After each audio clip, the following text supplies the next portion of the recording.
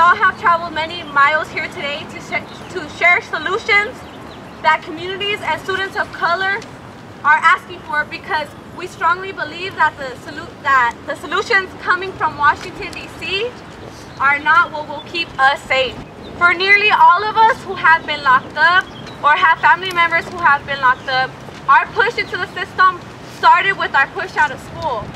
In the communities of color, current school construction and security policies create schools that look and act more and more like prisons.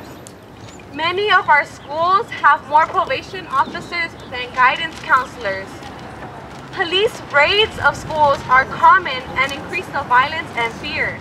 We know from the past school shootings that when white youth are killed at school, it's youth of color that pay the price. We are locked down, locked out, and locked up. Coming up in a family with constant problems in the legal system, I do not feel safe at all with police. Being a person of color, I have to deal with cops constantly harassing me, even though I have a clean record.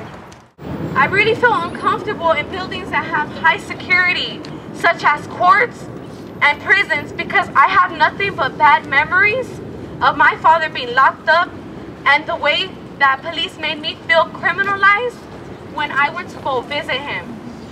I can't focus in environments similar to prisons, and I can't imagine students to be able to focus in school that operate and run more like prisons. We are here today at the nation's capital to demand: 1. No more police in our schools. 2. No increase in equipment that make our schools look and operate more like prisons, such as metal detectors, security cameras, security gates, and barbed wires.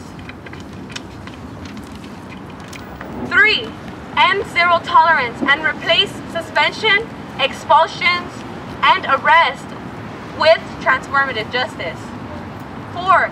Counselors and intervention workers, also known as peace builders, must outnumber police and probation. You can get 3 intervention workers for the price of 1 police officer or school resource officer. We can imagine the pain and suffering the youth and families in Newtown, Connecticut are experiencing. As youth growing up on some of America's deadliest streets, we are all too familiar with gun violence and its impact. Too many of us have been shot at. We buried our friends and our family members. Nearly all of us have been to more funerals than graduation. No one wants to stop the violence more than we do.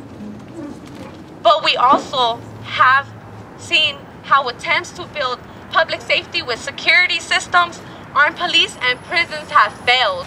We demand college prep, not prison prep.